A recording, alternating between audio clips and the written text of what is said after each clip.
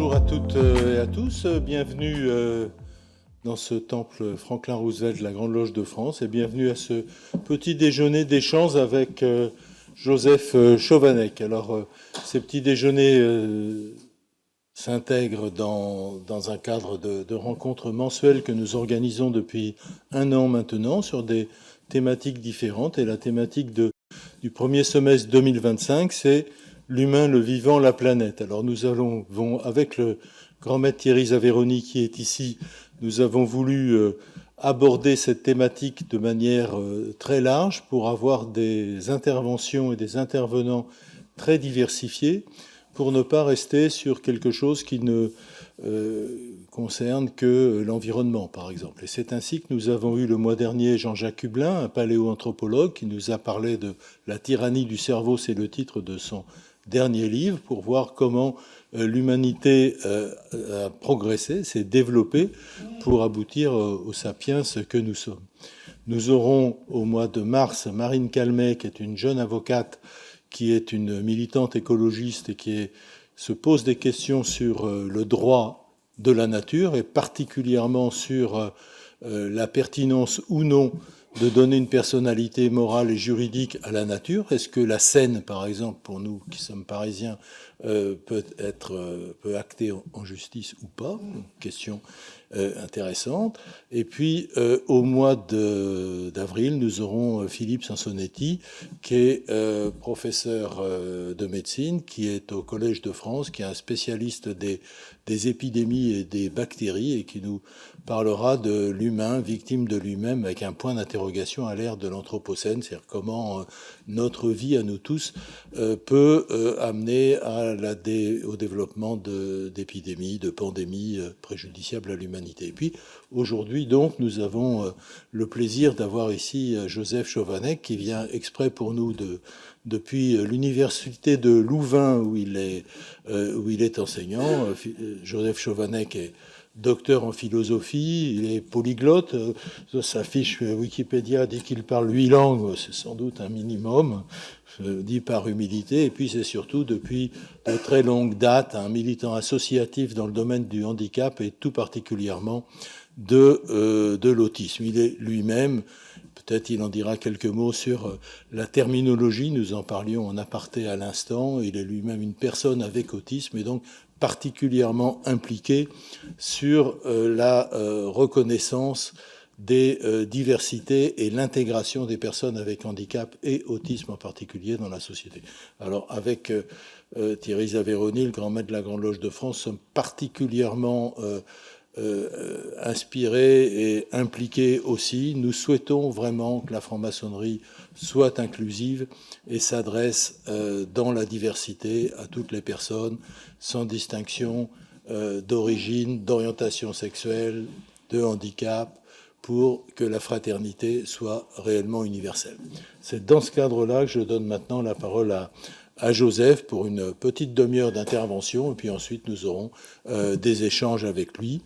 Vous avez remarqué, si vous n'êtes pas arrivé trop tôt, que notre libraire de quartier, au Bonheur des Livres, vend les 2 derniers livres de Joseph Chovanec, et bien sûr, pour ceux qui le souhaiteraient, s'il en est d'accord, il pourra faire quelques signatures à la sortie. Voilà, Joseph, à vous, je vous laisse la parole. Merci beaucoup. Bonjour à tout le monde, très heureux, très touché de pouvoir être là, très touché de pouvoir partager ce temps avec vous. Merci encore beaucoup, merci d'avoir bien voulu m'inviter. L'être humain n'est pas uniforme, l'être humain est pluriel. Il y a, j'ose utiliser le terme, une biodiversité humaine. La biodiversité n'est pas réservée aux fougères ou aux petits oiseaux qui font cuit-cuit dans la montagne. Ils sont charmants, mais l'être humain, lui aussi, a une biodiversité fondamentale. Et dans l'histoire des sciences, l'histoire des découvertes de l'être humain, on a souvent voulu trouver un schéma unique. On a voulu trouver un modèle, un algorithme qui pourrait expliquer ou peut-être remplacer l'être humain. Mais l'être humain humain ne correspond jamais totalement aux cases, il ne correspond jamais totalement aux catégories, et il y a un certain nombre d'êtres humains qui sont totalement à côté des cases officiellement prévues. Et ça pose un certain nombre de grandes questions de société. Alors, on peut avoir diverses réactions par rapport aux gens qui ne correspondent pas à certains standards. On peut les mettre à l'écart. On peut faire un lieu où on enfermerait les gens qu'on ne veut pas voir, par exemple en ville. En fait, vous me direz que c'est vilain. Oui, c'est vilain, mais ça se fait. Ça se fait toujours encore. Vous voyez, il y a un certain nombre de lieux, que ce soit en France ou dans d'autres pays, où vous avez toutes les personnes qu'on n'a pas voulu voir en ville. Alors, selon les pays, ces lieux-là ont différentes appellations. Mais, vous savez, il y a un certain nombre de départements français, départements magnifiques sur le plan de la nature, des paysages, où vous avez beaucoup de gens qu'on ne voulait pas voir en ville. Les personnes vivent là-bas. Voyez. Et donc ça, c'est une première réaction possible, de mettre à l'écart. Une autre réaction possible qui se cumule parfois avec la première, c'est de dire « Ah, il est bête, il est débile ». Ou alors, pour le dire plus joliment, plus cruellement, je crois encore, il n'est pas entré dans les apprentissages. Voyez, c'est le fameux vocabulaire éducation nationale. Alors, le maître face aux Troisième République disait il est débile. Aujourd'hui, on dirait il n'est pas entré dans les apprentissages. Je vous laisse choisir ce qui vaut mieux, quoi, des deux labels. Mais à quoi ça correspond réellement? Voyez, je vais peut-être vous le montrer par une petite image. Voici donc un stylo. En Belgique, c'est un bic, mais peu importe. Imaginez que ce stylo représente un axe vertical. Et est-ce que vous pouvez disposer sur cet axe vertical les humains en les classant en fonction de leur intelligence? Grande question. En fait, c'est choquant, c'est scandaleux, mais c'est malheureusement ce que pendant très longtemps on a cru ou dit. Il y a l'un des petits secrets, hélas, il faut être honnête avec soi-même, l'un des petits et tristes secrets de l'école à la française, c'est que lorsqu'à la fin du 19e, peu importe les détails, elle s'est ouverte aux enfants, elle ne s'est jamais ouverte à tous les enfants. Et le ministère de l'Instruction publique, parce que ça s'appelait comme ça, avait mandaté un médecin, le fameux docteur Binet, de trouver des outils scientifiques ou prétendument tels pour justifier la mise à l'écart de l'école d'un certain nombre d'enfants. Et évidemment, le docteur Binet, vous le savez, a créé le fameux quotient intellectuel ou le QI. Alors, ne lisez pas le docteur Binet, parce que il utilise une façon de s'exprimer, de parler. Si vous parlez comme lui, vous êtes en prison en quelques minutes. Je le dis comme ça. Voilà. Donc c'est vraiment, vraiment, je dirais, extrêmement daté. J'utilise vraiment le terme le plus pudique possible. Donc les trois croyances du docteur Binet, c'était que la totalité des facultés et compétences humaines peut se résumer à un seul axe. Que deuxièmement, il y a une hiérarchie. Un tel est là, un tel est là, un tel est là. Voyez. Et troisièmement, que c'est biologiquement figé. Évidemment, cette conception-là, on fait les délices de divers régimes politiques qu'on a hélas connus au cours du XXe siècle. Aujourd'hui, du moins, j'ose l'espérer que nous sommes passés à une autre représentation des facultés humaines. J'ose espérer qu'aujourd'hui, nous sommes convaincus qu'il y a non pas un seul axe, mais une pluralité, une multiplicité d'axes. Et que chaque personne, qui qu'elle soit, a des compétences. Voyez, elle peut être très douée sur tel point, beaucoup moins douée sur d'autres. Ça, ce n'est même pas de l'ordre du handicap, c'est de l'ordre de la condition humaine en général. Donc, personne n'est compétent partout. Et il est tout à fait normal d'être dépendant des autres dans la quasi-totalité des domaines de la vie. Voyez. Par contre, nous sommes appelés dans un, deux, que sais-je, trois peut-être domaines à apporter notre contribution à la société. Et ça, c'est normal. Ce n'est pas une question de handicap. Hein. Et en définitive, hein, par exemple, le président de la République est lourdement handicapé. Ben oui, parce qu'il a besoin de beaucoup d'aide pour remplir ses dossiers. Je ne connais aucune personne handicapée qui ait besoin d'une fraction de l'aide humaine dont bénéficie, par exemple, un homme politique jugé haut placé. Mais personne ne verra ça comme une sorte de PCH handicap. Voyez, dans le palais de l'Élysée et ses collaborateurs, si vous dites que ce sont des gens qui travaillent dans le cadre d'une compensation du handicap du maître des lieux, et dire que c'est la folie. Mais quand on y réfléchit un peu, quelle différence, voyez, hein? Et dès lors, ça renverse totalement les conceptions un petit peu naïves qu'on peut avoir sur la dépendance, où un tel est débile, un tel est bête, un tel est brillant. Sur quoi est-ce qu'on fonde notre jugement? Hein? Je peux vous le dire peut-être par une sorte de running gag ou anecdote récurrente. Hein?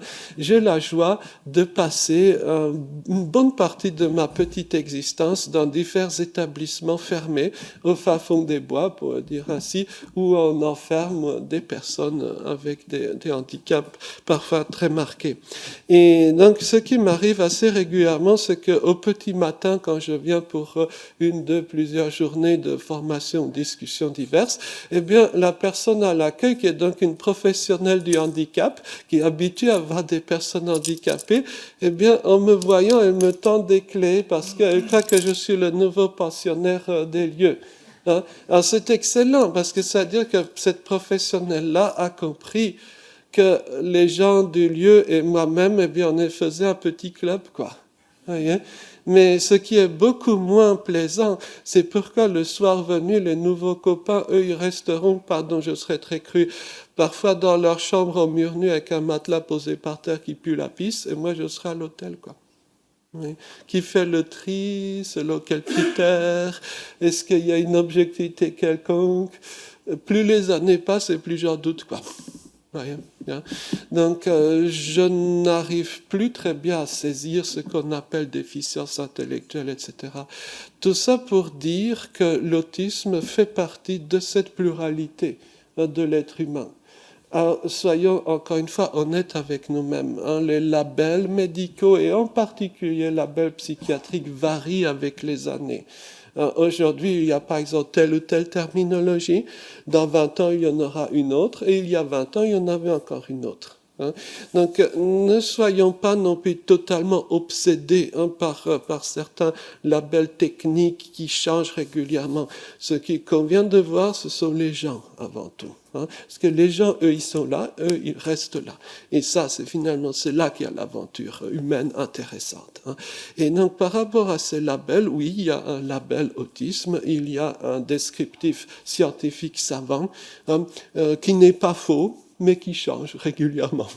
Voyez? Alors, je n'aurai pas l'audace ou la sottise, je ne sais pas, d'essayer de vous faire une sorte de présentation savante sur tel ou tel label ou sous-label. Un, deux, trois clics de souris sur Internet et on a tous les textes qu'il nous faut. Hein. Mais peut-être ce que je propose d'esquisser en quelques minutes avec vous, c'est en quoi les personnes différentes, les personnes autistes, sont tout simplement indispensables à la suite de l'aventure humaine. Parce qu'on peut se demander, mais ma foi, pourquoi est-ce qu'il y a des personnes handicapées? Posons les questions les plus crues, quoi. Hein. Pourquoi est-ce qu'il y a des gens handicapés? Alors, si vous avez un ami médecin ou si vous l'êtes vous-même, probablement que vous direz, mais de façon plus élégante que ce que je m'apprête à faire, vous direz, mais tout processus biologique peut avoir des ratés, quoi. Hein. Voilà. Alors vous le direz mieux, hein, plus joliment, évidemment. Hein, mais est-ce que c'est ça, la réelle explication? Hein, pour juste réfléchir pendant un petit instant. Prenons le cas des éléphants et du cancer. Hein. Qu'est-ce que c'est que le cancer? C'est quand vous avez des cellules qui, comment dire, dérapent, hein, on va dire un peu populairement. Hein. Donc en principe, plus vous avez de cellules, plus vous avez de risque de cancer, non? Donc un éléphant qui est gigantesque devrait attraper le cancer très vite.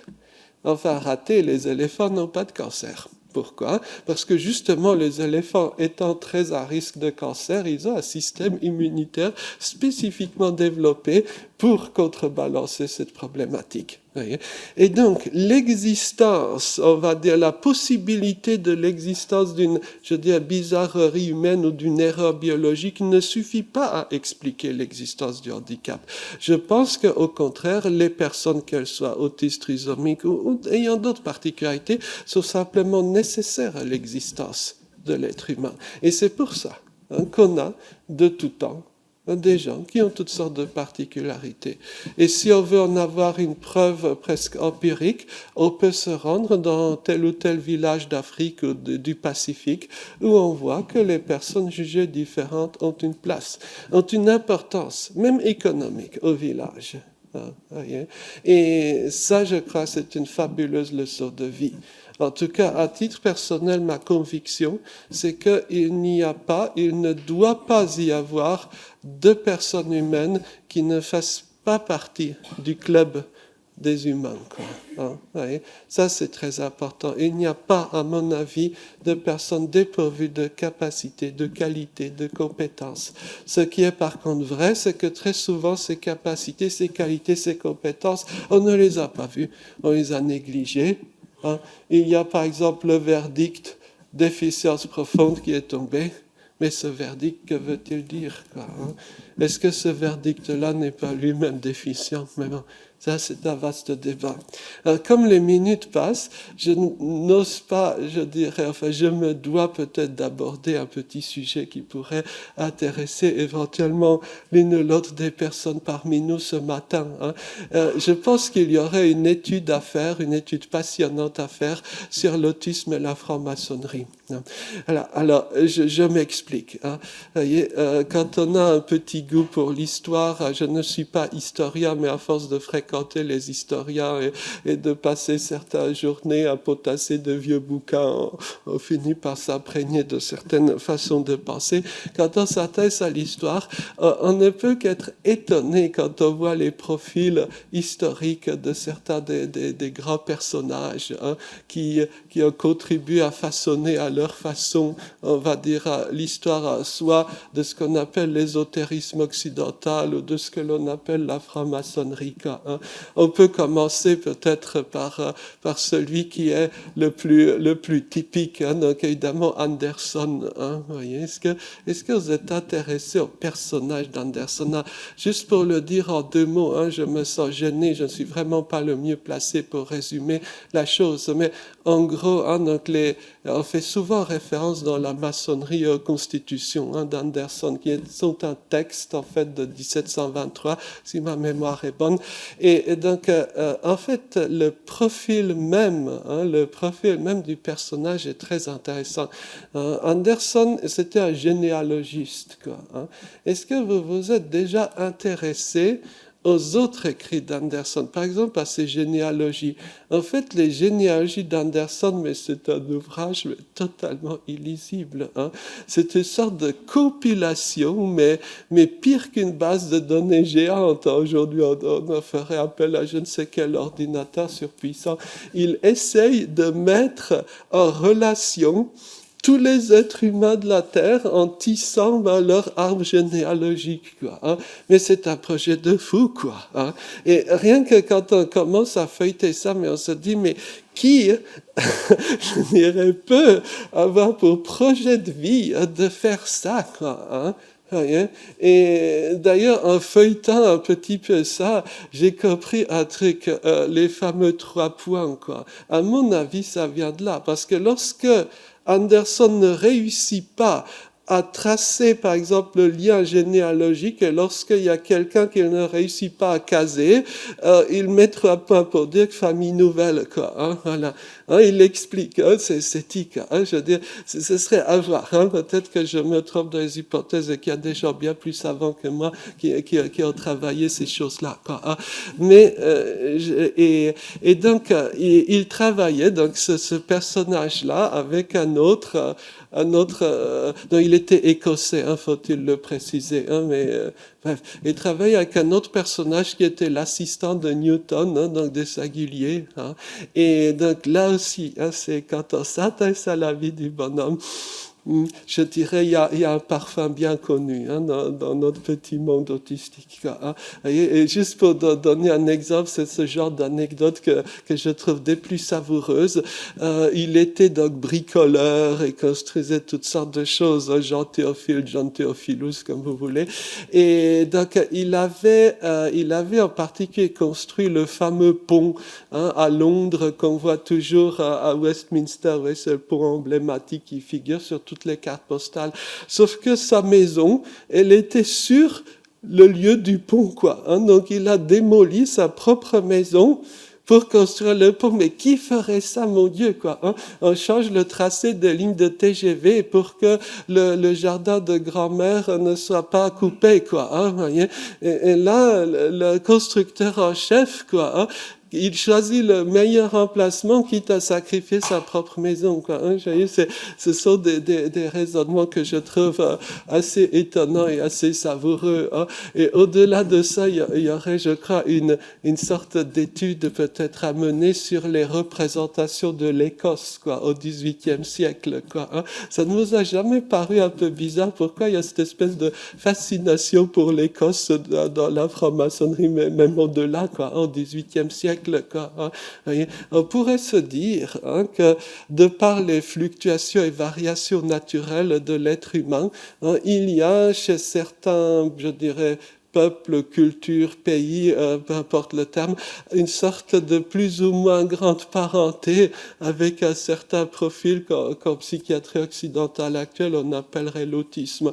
Alors, le cas le mieux documenté, c'est évidemment la culture japonaise. Il y a un très fort tropisme japanophile, japanisant chez beaucoup de gens autistes, et il y a quantité d'études sur ce point, sur la ressemblance entre un certain nombre de traits de la culture japonaise et des particularités qu'en Occident on connaît sous le terme d'autisme. Vrai ou faux, c'est, je dirais, presque secondaire. Mais dans le cas de l'Écosse, notamment l'Écosse, on va dire, à l'époque du siècle des Lumières, il y a vraiment de quoi s'amuser, quoi. Voyez. Et si vous prenez, par exemple, le fondateur de l'économie, Smith, donc Adam Smith, eh bien, donc, quand vous voyez sa biographie, ses problèmes pour laver ses chaussettes, etc., c'est, je veux dire, de nos jours, non, il n'aurait pas échappé à son petit diag, quoi. Et j'en suis convaincu. Ou alors, quand on dit en français le mot humour, est-ce que vous voyez l'origine du mot humour? Je crois qu'en langue française, la première fois qu'apparaît donc le mot humour, c'est sous la plume de Voltaire. Je crois qu'il écrit ça à l'abbé d'Olivet. Ça doit être une lettre à l'abbé d'Olivet, si la mémoire est bonne. Et donc il dit que donc c'est un trait quoi, des Anglois, quoi. Enfin, il faut comprendre des Écossais, quoi, qui, contrairement au trait d'esprit à la française, qui est entre guillemets forcé, c'est-à-dire pour briller dans les salons, vous faites preuve d'esprit, vous devez mobiliser votre intelligence pour trouver, je dirais, une tournure de phrase qui éblouit. L'humeur des Écossois est, je dirais, issue de ce qu'ils sont, quoi, de leur étrangeté, de leur bizarrerie, quoi. C'est pas forcé, quoi, pour briller. Et ça, je trouve ça très intéressant, et c'est un sujet, je crois, passionnant à feuilleter ou à éplucher, quoi.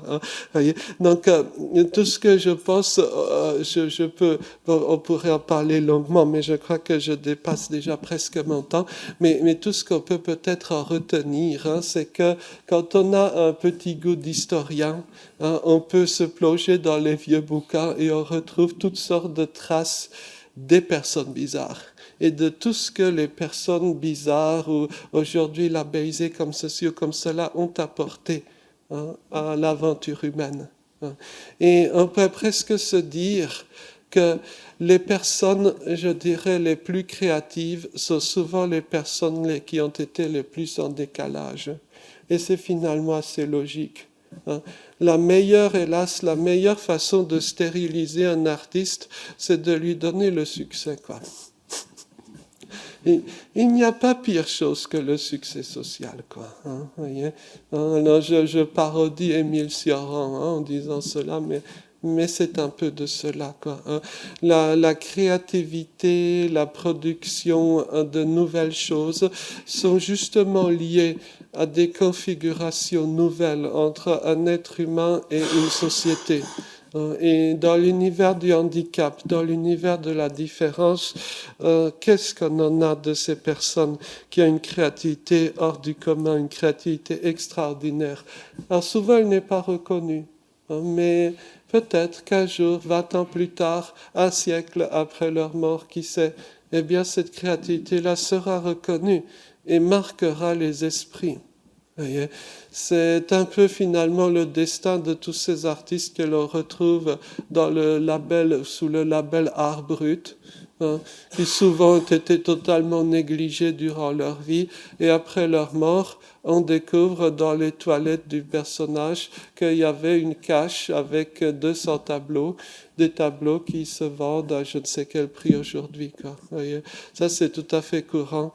Et si j'ose dire, vous avez aussi ce moment d'éblouissement quand vous ouvrez réellement le texte entier des Constitutions d'Anderson, quoi. Et il y avait beaucoup d'écrits occultistes à l'époque, hein, mais il y a la dimension du texte et fait que vous avez ce moment d'éblouissement, de dire mais c'est ça, quoi, hein, hein, c'est assez étonnant, hein, mais donc tout ça pour dire que heureusement que l'être humain est pluriel, et à mon avis c'est grâce à ou à cause de cela que le handicap existe et que l'être humain est bien peu avancé. Si l'être humain était une copie conforme l'un de l'autre, eh bien ce qu'on appelle à tort ou à raison le progrès humain n'existerait pas, à mon avis. Voyez, qu'il y ait ces fluctuations dans l'être humain est tout simplement indispensable. Et peut-être, voyez, on dit toujours que la vérité sort de la bouche des enfants. Peut-être que j'oserais terminer par une petite allusion à une aventure humaine. Ça se passe dans une petite classe. Une histoire vraie. Hein. Il y a donc des enfants, hein, autistes et non autistes, hein, qui jouent à la dinette. Ou plutôt, ce sont les enfants non autistes qui jouent à la dinette. Et l'enfant autiste, il est dans un coin, tout seul. Donc on se dit que ça ne va pas. Il faut remédier à l'exclusion. Hein, voyez. Et donc on demande aux enfants non autistes, mais pourquoi vous ne jouez pas avec votre camarade? Il est tout seul là-bas dans son coin. Et les enfants se mettent à rire. Ha, ha, ha, il est bête, il ne sait pas jouer à la dinette. Bon, ok. Donc on prend l'enfant autiste de côté et on lui dit, mais pourquoi tu ne joues pas avec tes camarades? Et là, vous le voyez avec son regard fixe, le fameux ton de voix plat, quoi, hein. Ils sont bêtes, ils ont des bouts de plastique et ils croient faire la cuisine. Vous voyez, on est toujours l'idiot de quelqu'un, hein. Et c'est formidable parce que c'est comme ça, non seulement qu'on avance, mais surtout qu'on a de bons moments dans la vie. Merci beaucoup de m'avoir écouté.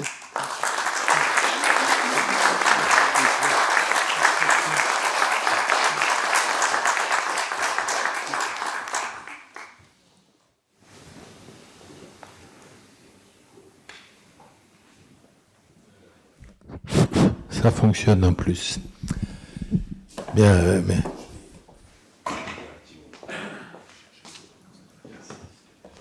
Je me permets de prendre la parole en premier puisque j'ai des obligations dans quelques minutes. Restez près de moi. Et moi, je voudrais vous dire l'émotion qui est la mienne, je pense que c'est l'émotion partagée ce matin, de ce que j'ai entendu. Et puis, vous voyez, sur le fronton de nos temples maçonniques, il y a Ordo ab chaos, l'ordre dans le chaos. Et je pense que ce matin, vous avez mis un petit peu de chaos dans mon ordre.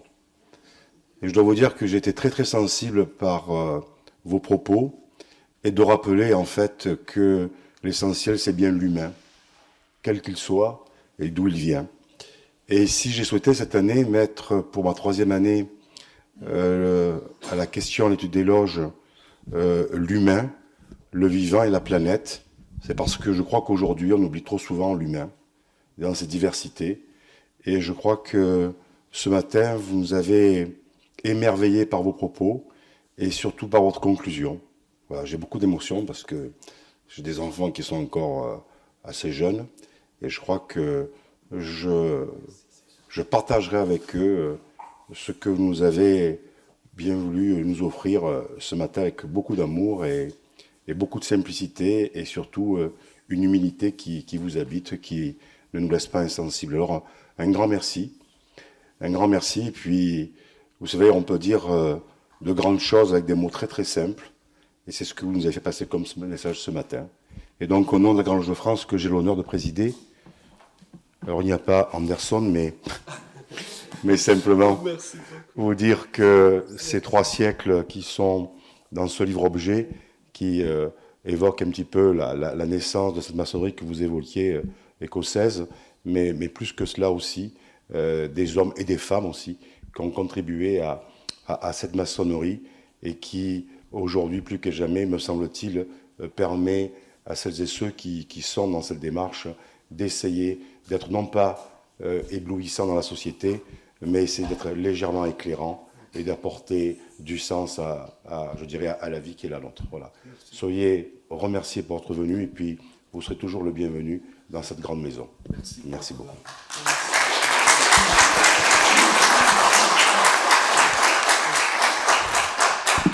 N'hésitez pas à poser vos questions. Je sais qu'il prendra beaucoup de plaisir à répondre et à éclairer vos questionnements. Merci encore de présence et merci également à Dominique qui est l'artisan de ces petits déjeuners. Et puis si vous êtes disponible dans les semaines à venir, à partir du 27 mars, ça y est, enfin, on pourra vous recevoir dans de bonnes conditions puisque le musée sera achevé aux alentours du 27-28 mars. Et donc, bien sûr, ce lieu aussi appartient aux maçons, mais aux non-maçons aussi. Merci à vous.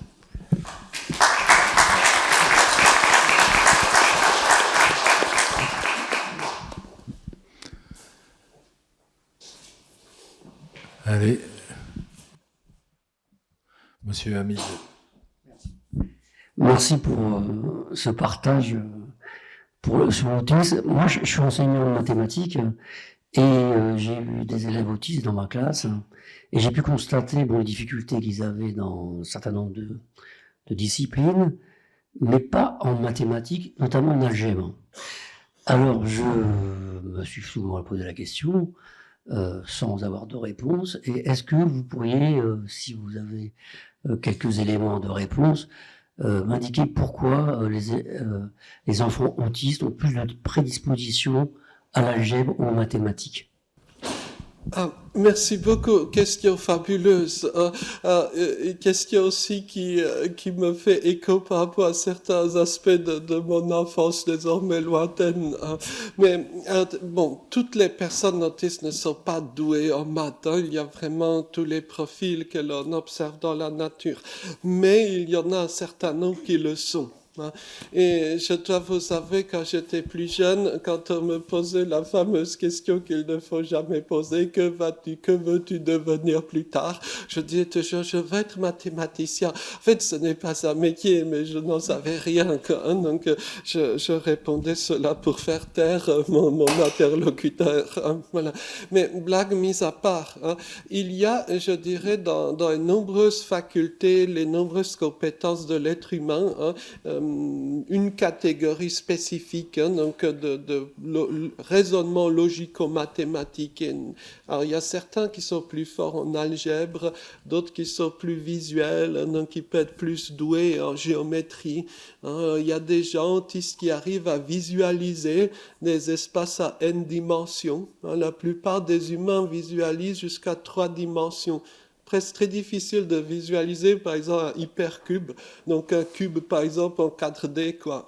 Voyez. Mais il y a des gens qui parviennent à visualiser des choses en 6-7 dimensions. Mais ça, c'est, comme on dit populairement, avoir une araignée dans le crâne, quoi, je crois. Mais il y a des gens qui ont cette capacité-là.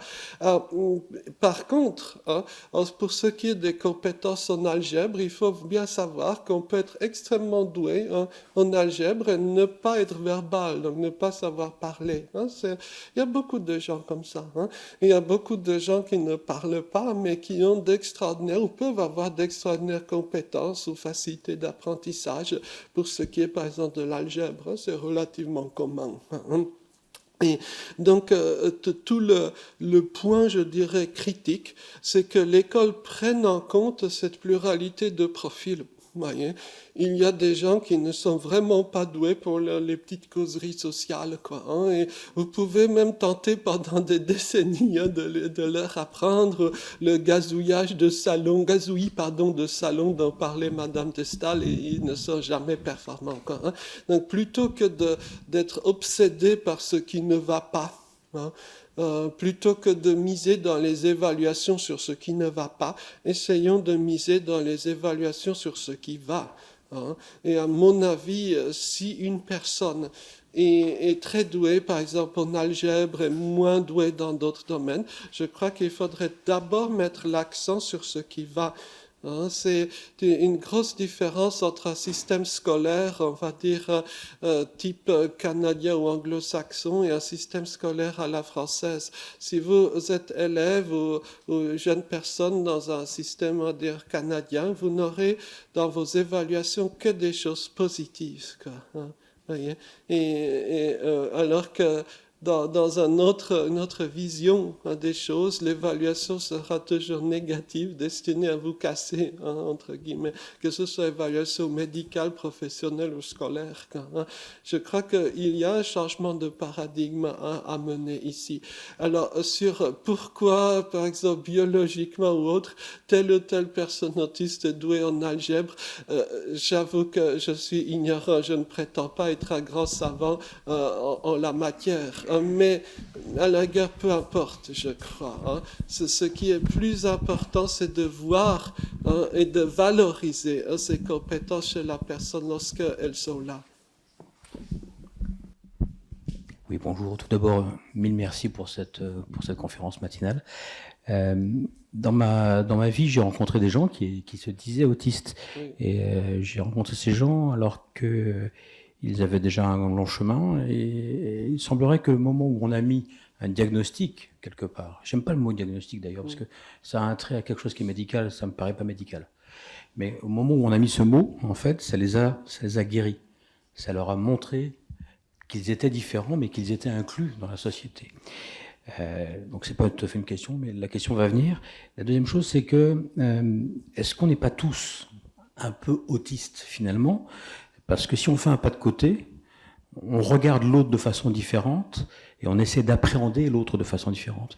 Moi, dans ma vie professionnelle, je rencontre beaucoup de gens, j'essaie de m'adapter à eux, j'essaie de comprendre en fait qui ils sont pour pouvoir en tirer le meilleur parti pour eux et pour moi-même. Donc, est-ce qu'on n'est pas tous un peu autistes ? Parce qu'on n'a pas eu de définition sur l'autisme, mais je comprends qu'il n'y en a peut-être pas d'ailleurs. Merci. Alors, il y a une définition officielle là, de l'autisme qui est, par exemple, dans le fameux livre qui s'appelle le DSM-5. Hein, vous pouvez avoir une définition officielle qui n'est pas fausse, hein, mais qui change légèrement au cours des années. Hein. Et donc, il y a des définitions, mais le plus important, hein, c'est pas de chercher à définir l'autre. Hein. Est-ce que vous pouvez, en une phrase, me définir ce que c'est que d'être japonais ? Hein. Pourtant, les Japonais existent bel et bien, et si vous êtes face à un Japonais, probablement que vous devinerez assez vite que c'est un Japonais. Quoi, hein. Mais essayez de me le définir en une phrase. Hein.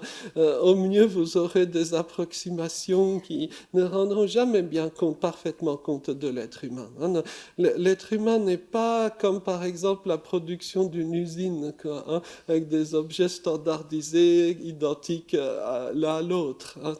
Et toutes les catégorisations seront quelque peu prises en défaut. Et c'est très bien comme ça, finalement, c'est heureux. Hein, c'est ce qui donne de l'intérêt à la chose. Alors, est-ce que nous sommes tous autistes ? Alors, si c'est dans un sens presque affectif militant, un peu comme par exemple quand il y a un attentat dans telle ou telle ville, on dit nous sommes tous habitants de telle ville, si c'est dans ce sens-là, merci. Mais je pense que quand même, l'une des grandes problématiques du monde du handicap, c'est comment, je dirais, utiliser les maigres ressources que nous disposons en ciblant d'abord les personnes qui en ont le plus besoin. C'est un vrai défi concret. Imaginez, vous êtes responsable d'un quelconque organisme dans l'univers du handicap, votre budget est tout maigrichon, avec, vers qui allez-vous diriger les fonds? Donc si on dit que tout le monde est concerné par le handicap, je crois que l'usage des fonds sera très mauvais, quoi. Donc, il faut quand même garder à l'esprit qu'il y a des gens plus méchamment exclus que d'autres et que c'est d'abord ces personnes-là qui doivent être, entre guillemets, ciblées. Et oui, tout le monde peut commettre des gaffes sociales, mais je pense que quand on a face à soi des personnes réellement différentes, il y a une claire, je dirais, un clair delta en termes à la fois de la récurrence des bizarreries et de leur intensité. Pour le dire peut-être par un exemple scolaire, quand le professeur demande aux élèves pour la fois prochaine de faire l'exercice 3 pages 15 dans le livre, si vous écrivez dans le livre et pas dans le cahier, parce que c'était la consigne d'écrire, de faire l'exercice dans le livre, alors là, honnêtement, vous avez une façon de penser qui est très différente de la très très grande majorité des élèves. Vous voyez, il y a comme ça des lignes de partage des eaux, quoi. On peut toujours avoir des sympathies avec les gens, mais il y a quand même, je dirais, dans certains cas, le handicap est bien plus marqué. Et ça se voit, ça se sent, quoi, quand on est face, je dirais, à la personne. Bonjour Joseph, je m'appelle Gérard. J'ai la chance d'avoir dans mon entourage une personne femme, je vais dire déclarée, je ne sais pas comment on dit, ou déclarée, identifiée, bref, autisme Asperger. Je n'en connais pas bien les caractéristiques ou les définitions. En tout cas, ce que j'ai ressenti dans son vivre dans le monde, dans son besoin en fait de s'insérer dans le monde, c'est qu'il existait en fait un besoin viscéral et un paradoxe intérieur profond dans le besoin d'aller vers les autres pour pouvoir en fait avoir du lien, tout en ayant en fait au fond d'elle un besoin permanent en fait de solitude et de retrait à ce monde-là, c'est-à-dire en fait comme une espèce de jonglage en fait entre la nécessité en fait de s'insérer obligatoirement dans la société, mais dans une urgence en fait déclarée, c'est ce que je ressens, voilà, tout en ayant en fait au fond un besoin de se retrouver intérieurement seul, voilà. Donc c'est ce paradoxe profond que je voulais échanger avec vous, sur lequel je voulais échanger avec vous.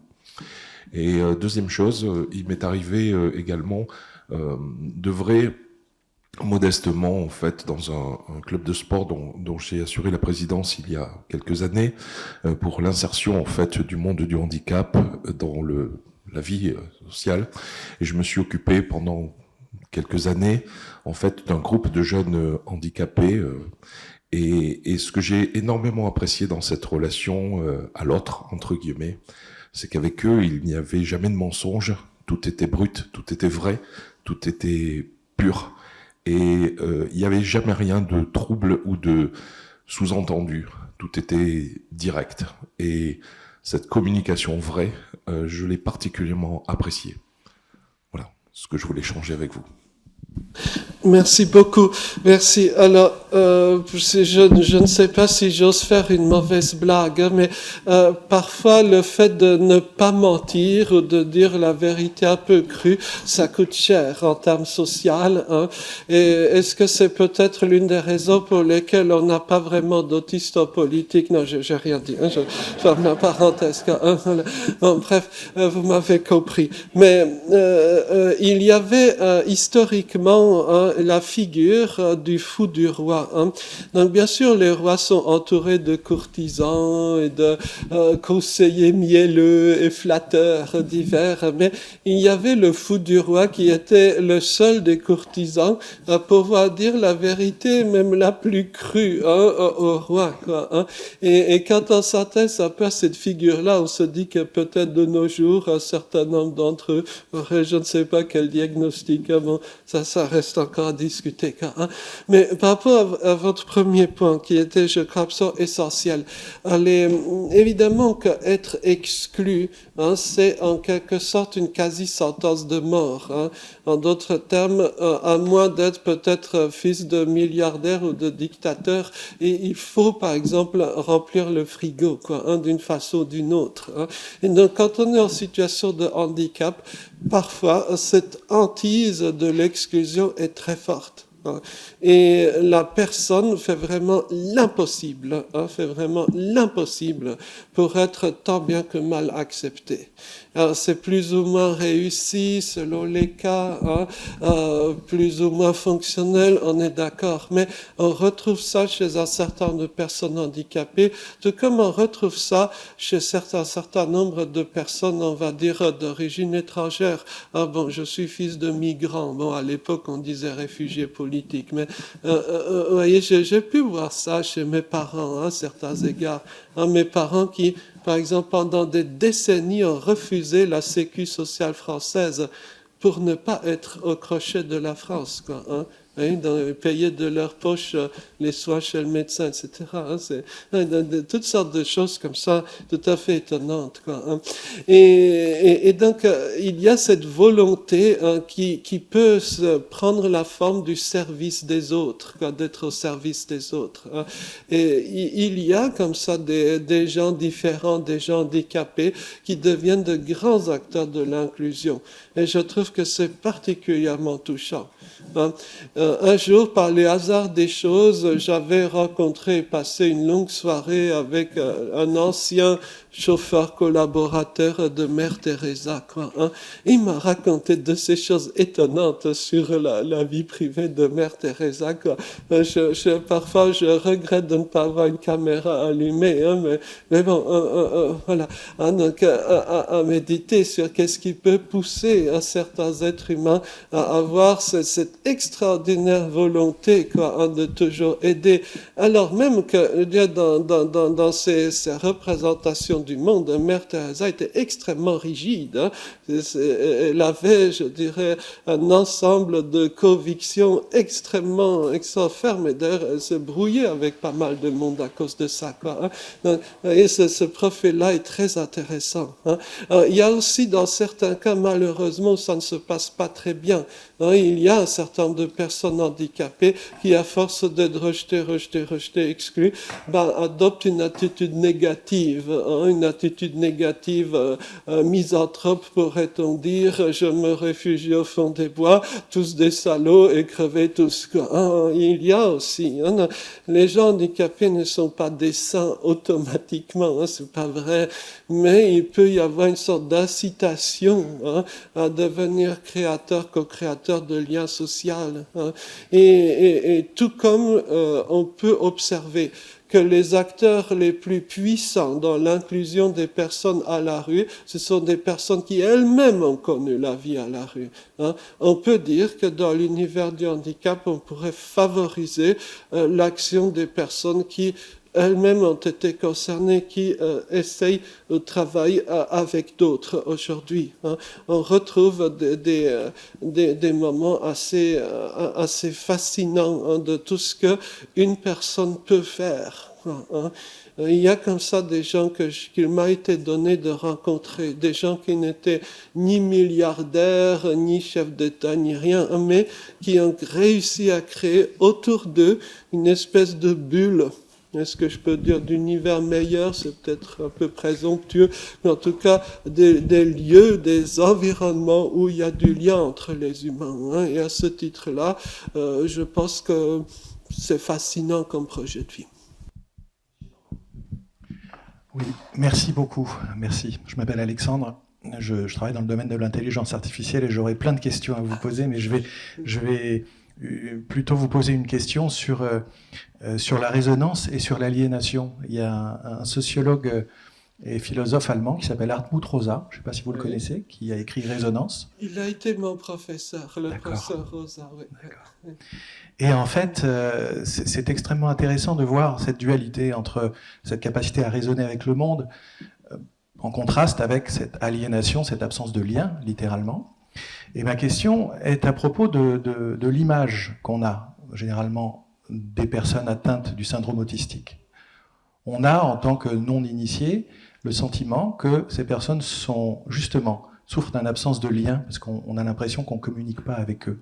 Et ma question, c'est, sous l'angle de ce que propose Rosa, est-ce que finalement les autistes ne seraient pas finalement doués d'une hyper-capacité à raisonner, R-E-S-O, une hyper-résonance avec le monde qui peut-être saturerait certains canaux, puisque les intelligences sont multiples, les axes de rapport au monde sont multiples, et est-ce que cette hyper-résonance ne passerait pas pour de l'aliénation, c'est ça?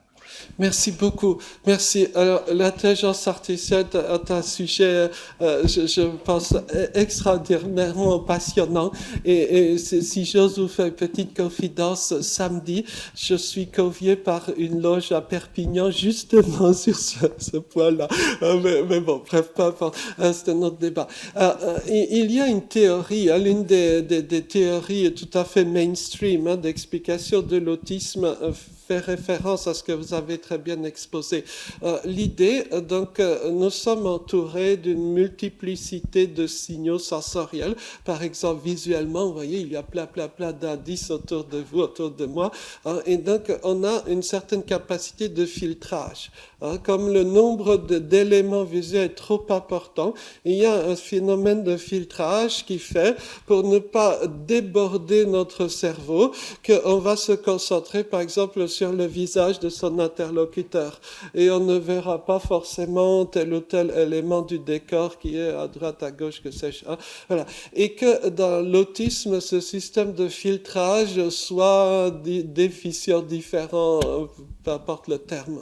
Et donc que les problématiques de traitement des données chez la personne différente seraient liées à des problématiques de filtrage. Ce qui, à mon avis, a du vrai. C'est d'ailleurs pour cela que, par exemple, lorsque vous donnez des photos satellites analysées et à trouver le Où est Charlie, vous connaissez le jeu Où est Charlie, et donc les personnes autistes sont parfois plus performantes parce que elle voit plus rapidement le petit détail qui ne va pas, Mais il y a un prix à payer, au sens d'être submergé, débordé en permanence par un trop grand afflux de données. Et d'où d'ailleurs l'un des usages de l'intelligence artificielle qui est de lire ou de trouver Charlie sur les images. Voyez. Donc ces problématiques de filtrage sont, je crois, une réalité dans l'univers de l'autisme. Mais d'un autre côté, c'est quoi le bon ou le mauvais filtrage? Il est 26, juste une minute si j'ose dire. Je vais vous le dire par une petite histoire. Est-ce qu'il y a parmi nous des gens qui s'intéressent aux histoires criminelles? Il y a deux grandes figures de l'univers des détectives. Il y a Sherlock et il y a l'inspecteur Maigret. Est-ce que vous connaissez la différence entre les deux? Alors, les deux font à peu près le même boulot, c'est-à-dire ils attrapent le méchant, Voilà, ils font une enquête et ils attrapent le méchant. Maigret, lui, il n'est pas du tout autiste. Il procède par sensation sociale. Il se rend dans les bas-fonds de la société. Il interroge les gens. Est-ce que vous avez vu un tel? Voici sa photo. L'autre dit non, moi jamais. Et là, Maigret dit, dans son regard, j'ai vu qu'il m'avait menti et qu'il connaissait le type. Il doit avoir un lien avec l'affaire, enfin, peu importe. Et donc, finalement, Maigret attrape le criminel. Sherlock, pas du tout. Sherlock n'a aucun sens social. Par contre, Sherlock, il voit les petits détails que personne n'avait vus. Là, il y a un grain de poussière. Et c'est le même grain de poussière que là-bas. Donc, sans doute que le criminel est passé par là. Voilà. Mais Sherlock n'a absolument aucun sens social, quoi. Hein. Et donc, ils aboutissent au même résultat, ça va attraper le délinquant, mais la façon d'y parvenir n'est pas du tout la même. Et Sherlock a toutes sortes de problèmes, on va dire, sensoriels, quoi. Hein, mais ce sera un long débat. En tout cas, Sherlock est un personnage réel à la base. Hein. C'était le professeur d'anatomie de l'auteur, quoi. Un certain Joseph Bell. Je m'étais intéressé à ce Joseph Bell, mais je crois que la réalité dépasse la fiction, hein, dans le cas du prof d'anatomie. Il faut que je vérifie s'il était écossais d'ailleurs, mais bon, un autre débat. Ou franc-maçon. C'est possible à l'époque, c'était relativement commun. Oui, oui, oui. Gérard, encore une dernière question, Gérard.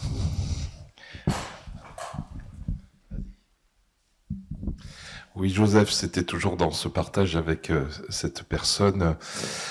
J'ai remarqué l'intérêt des échanges que je peux avoir avec elle, c'est que elle est jusqu'au boutiste sur les échanges. C'est-à-dire qu'en fait, à une question, une réponse ou une demi-réponse n'est jamais suffisante. Il faut toujours aller jusqu'au bout, jusqu'au bout, jusqu'au bout. Et je trouve ça très intéressant parce qu'il y a une aptitude à la recherche intérieure, personnelle, qui me semblait en fait être compatible avec la franc-maçonnerie. Et quand, bien évidemment, nous échangeons souvent sur moi la franc-maçonnerie, puis elle son regard extérieur, quand je lui ai expliqué que, en fait, au bout d'un parcours de notre vie, le parcours maçonnique consistait d'abord à se déconstruire pour pouvoir mieux se reconstruire derrière, sa réaction a été caractéristique. Ah mais moi, je veux pas me déconstruire, je suis déjà construite. Comme si en fait, au fond d'elle, je ressentais, comment dire, un effort tellement fort pour arriver jusqu'au bout de sa vie là et d'avoir été ce qu'elle est aujourd'hui et que ça lui suffit. Elle ne veut surtout pas redéconstruire tout ça pour pouvoir voilà. Par contre, un intérêt grandissant en fait pour toutes les questions philosophiques, etc. Et ce jusqu'au boutisme, je trouvais très intéressant dans notre aptitude de cherchant ou dans notre caractère cherchant. Quoi. Voilà ce que je voulais partager avec vous. Merci. Vous avez raison, jusqu'au boutisme, au perfectionnisme, oui, ça c'est... Et si vous avez des amis autistes, ne commencez jamais à parler avec eux des sujets qui les intéressent à 23 heures passées. Parce que la nuit risque d'être courte, quoi. Oui, je vous en prie. Bonjour, merci beaucoup pour les apports. J'aurais une petite question beaucoup plus terre à terre. J'aurais voulu avoir votre regard sur la récente période pré-paralympique. Merci. Ah, merci. Je te fais une confidence, je suis très mauvais en sport. Hein. Je fais un peu de vélo, mais sinon, non, je suis vraiment analphabète en sport. Hein. Mais j'ai été touché, comme je crois tout le monde, par le fait qu'on parle du handicap, par le fait que des personnes soient justement mises en valeur. Hein. Ça, je trouve que c'est formidable. La difficulté est que c'était une petite parenthèse assez vite refermée et que beaucoup de grands espoirs qu'on avait avant, par exemple en termes de mise en accessibilité, n'ont pas été réellement, je dirais, suivis, hein, ou concrétisés. Donc ça, c'est une grosse déception. Et comment faire pour qu'on sorte du schéma où il y a, par exemple, une actualité qui occupe les médias pendant quelques minutes ou quelques jours et puis ensuite tout passe à la trappe. Comment faire pour construire une société plus inclusive, si j'ose dire meilleure entre guillemets, qui est une œuvre de très long terme. Hein. Et rien de plus long et de plus difficile que de changer par exemple des mentalités ou dire le fonctionnement d'une société. Ça prend de très très nombreuses années. Hein. Et malheureusement, je crois que on avait des espoirs divers et puis ça s'est mué parfois, sans mauvais jeu de mots, en désespoir de court, quoi, hein, après, quoi, hein, voyez. Donc, c'est très rapidement dit ma petite déception, quoi, à long terme, oui. Bien, ben écoutez, l'heure est venue de nous séparer, mais vous pouvez continuer à avoir quelques échanges informels avec Joseph Chovanec autour d'un d'un café, car les cafés ne sont pas partis et les croissants non plus. Et puis, si vous êtes d'accord pour signer quelques livres, notre librairie de quartier, là, au Bonheur des Livres, présente 2 ouvrages de Joseph Chauvanec. Si vous les achetez, il vous sera un plaisir de les signer et de continuer à converser informellement avec vous. Merci en tout cas, c'était vraiment très, très émouvant. Merci infiniment.